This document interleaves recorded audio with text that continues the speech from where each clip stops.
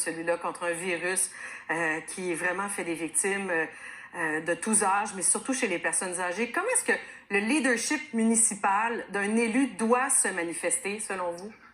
Bien, c'est une très bonne question. Et présentement, nous, ce qu'on met en place, ça peut sembler drôle à dire, mais c'est l'après-COVID-19. Donc, comment on va parler de relance? Vous savez, relance économique, relance un peu de notre communauté. Et je pense que c'est important, et je parle à mon nom, mais dans le fond, au nom de tous les confrères et consoeurs, maires et mairesses, de retrouver une espèce de vitalité. Nous, on s'est donné un petit code commun qu'on appelle VSJ 2022. Donc, Ville de Saint-Jérôme 2022, mais surtout VSJ pour vitalité, santé et joie. Donc, vitalité économique, vitalité communautaire. Et je parle de joie. Ça peut sembler drôle de parler de joie dans un... C'est audacieux, en tout cas, ouais. Oui, c'est audacieux. Vous savez, maintenant, il faut parler d'espoir. Alors, comment est-ce qu'on va donner de l'espoir à travers ce grand message-là? Et c'est le rôle de nos gouvernements de proximité. Vous savez, nous, les villes, on nous considère comme des gouvernements de proximité. Alors, je pense que si on se met tous à travailler ensemble, main dans la main, à travers des programmes bien précis, puis je pourrais vous donner un exemple bien banal, comment est-ce qu'on peut relancer cette vitalité-là? Bien, on va arriver justement à donner de l'espoir à notre communauté. Et ça, c'est très important. Est-ce qu'il y a plusieurs entreprises dans votre secteur qui ont dû se mettre sur pause le temps de traverser la pandémie? Bon, ça, c'est un bel exemple. Donc, comment est-ce qu'on va travailler ce projet-là? C'est un exemple bien précis, Eve-Marie.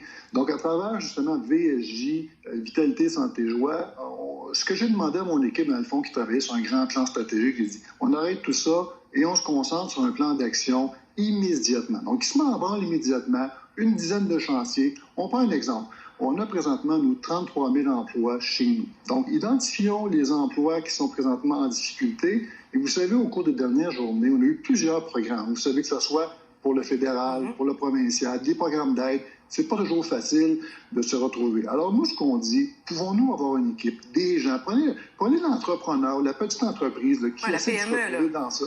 Ben oui, la PME qui va être capable d'avoir une personne au bout du fil qui dit, bon, quel est votre cadre financier présentement? La personne me dit, écoutez, il me reste 2 mois de liquidité. Parfait.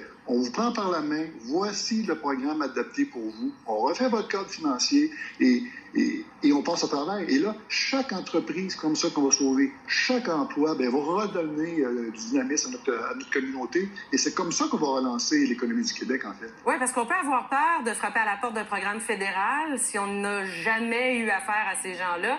Alors que le municipal, on a l'impression qu'il y a un sentiment de proximité. C'est le premier palier. Donc, à la Ville de Saint-Jérôme, vous avez décidé d'être ces gens-là qui vont accompagner les entrepreneurs? Absolument. Et ça, je dirais, c'est l'élément le plus important au moment où on se parle. Les gens cherchent, vous savez, un point d'appui, que ce soit un cadre financier, que ce soit une personne, que ce soit des ressources. Alors, d'avoir quelqu'un, et là, ce que je disais, l'élément joie, c'est souvent de trouver de l'espoir. Alors, quelqu'un, exemple, cette petite PME-là qui lui reste 2 mois de liquidité, si on est capable de lui trouver justement le bon programme dans un tableau de bord très simple et surtout avoir la personne qui l'accompagne, il va retrouver de l'espoir et on va passer à travers. C'est la même chose, vous savez, aussi pour notre communauté. Et là, je fais appel un peu à notre premier ministre, puis je rejoins un peu mon confrère de Québec, Régis Labaume. Et on demande d'avoir peut-être un peu de marge de manœuvre pour les prochains mois, les prochaines semaines. Vous savez, présentement, les gens prennent des marches, vont un peu partout. Et comme la plupart des villes, nos parcs sont fermés. Alors, est-ce que dans les prochaines semaines, on pourrait avoir quelques marges de manœuvre pour dire, regardez, la situation se porte bien, pour qu'on puisse réouvrir certains grands territoires, certains grands parcs linéaires, pour que les gens puissent redécouvrir des quartiers qu'on a dans nos villes. Vous savez, puis c'est pas seulement, je ne fais pas la promotion de la ville de Saint-Jérôme, je parle au nom de toutes les villes. On a des nouveaux secteurs très intéressants. On pourrait même ramener de la culture, vous savez, au lieu de prendre une marche, faire de la course à pied, un tour de vélo, avoir des chanteurs de rue qui seraient seuls à certains endroits. Donc, on crée de l'emploi, on refait les choses tout simples et on ramène le bonheur dans la société. Oui. Vous seriez prêt à accélérer un peu les choses? Absolument. Et là, je fais très attention, comme le faisait mon confrère de Québec, Régis Labaume.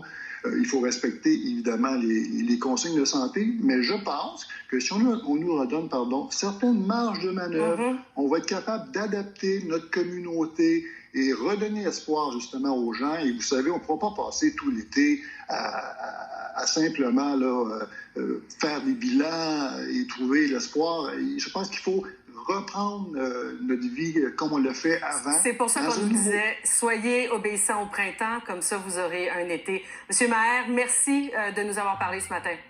C'est un plaisir, bonne journée à vous. Stéphane Maher, il est maire de Saint-Jérôme.